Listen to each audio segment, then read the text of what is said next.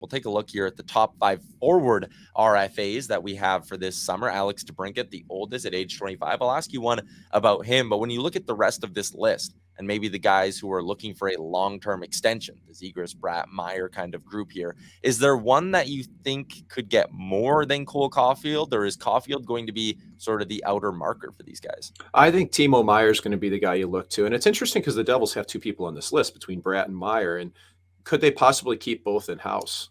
Is it going to turn into either or? Because, I mean, Jesper Bratt's had 2 really strong years in a row. His goal production went up to 32 snipes last year. Is he going to be an $8 million guy? Like, it's worth asking that. I'm not sure if he will or not, but it's going to be damn close. Timo Meier, to me, with 40 goals last year and the way he plays, as physical as he is, he's going to be every bit of 8. He's probably going to be over 9. Like, his number is probably $9 million for Timo Meier, especially considering he's got a $10 million qualifying offer that could sit for 1 season. So I think Meyer's going to be the big ticket. I'm curious to see, even like Vince Dunn, I think could be above Cole Caufield. He's not on our list, but he's your top D who's available. That a short-term deal is probably over $8 million. Longer term, maybe he's underneath it. So I tell you, Tyler, Bratt is the one I've really got my eye on to see what happens here again, because of that dynamic. If the Devils can be able to keep Bratt and Meier, that'd be awesome to see. But Bratt only has a 5.45 qualifying offer. You know, he scored 32 times this year. Boy, there'd be a lot of trade value on him. So I'm curious to see what Tom Fitzgerald does. Yeah, I mean, they do have enough money to probably sign both of those guys when you look at, $34.5 million, $34.2 million in cap space this summer. But with Hughes at 8, Heishar at 7, just over 7, I should say. Palat and the at long 6. term of it, Yeah, right. Long term of it. Dougie Hamilton's long term at 9 as well. And then you have your 6 RFAs this summer. Like, is it smart for the Devils to commit, 2 more big $7-8 million plus contracts to forwards, or do they bite the bullet and maybe move a guy like Jesper Bratt? That's a big story this offseason. Let me ask you about Alex DeBrincat as well. We got some reports from varying outlets yesterday, Bruce Garriock, Elliot Friedman among them, that the Senators are exploring trade possibilities, and maybe DeBrincat isn't very open to signing a long-term deal in Canada's capital. Any fits out there you see? Is there a team that should be knocking on the door and giving Pierre Dorian a call for DeBrincat? Well, it's tough. I just keep thinking about DeBrincat.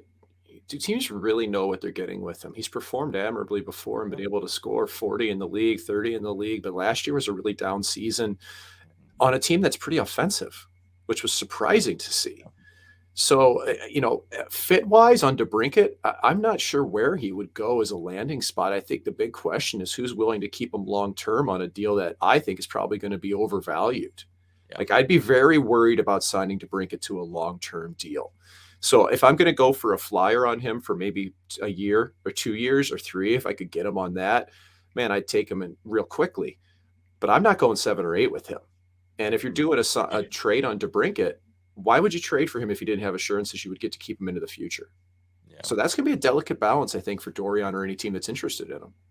Yeah, he's heading into that last year of RFA eligibility. If they can make the money work. I wonder about Buffalo. We keep hearing about them maybe wanting to add another layer of scoring depth there. But again, do they want to commit long-term $8-9 million to a guy who only scored 27 goals last season? I wonder about St. Louis. They got a bunch of draft picks, Mike, and maybe that's a spot where, again, you want to replace a little bit of what you lost, and guys like Tarasenko and O'Reilly. Not saying that they're direct comparables, right? But those guys were moving out of their primes. You're trying to do this little retool, rebuild on the fly. Maybe a young piece like DeBrincat, you use one of your extra firsts for him. Those are kind of a few of the teams that jump off the page to me. But I'm also curious to see if Ottawa will be able to recoup what they spent. They give up a first, a second, and a third on this guy. Yeah, I know. I mean, I even wonder if the Rangers can get in the mix here, man. Like, they bucked up to go grab Patrick Kane and Vladimir Tarasenko. Neither of those guys are coming back. I could see DeBrincat sliding in on the right side there as well.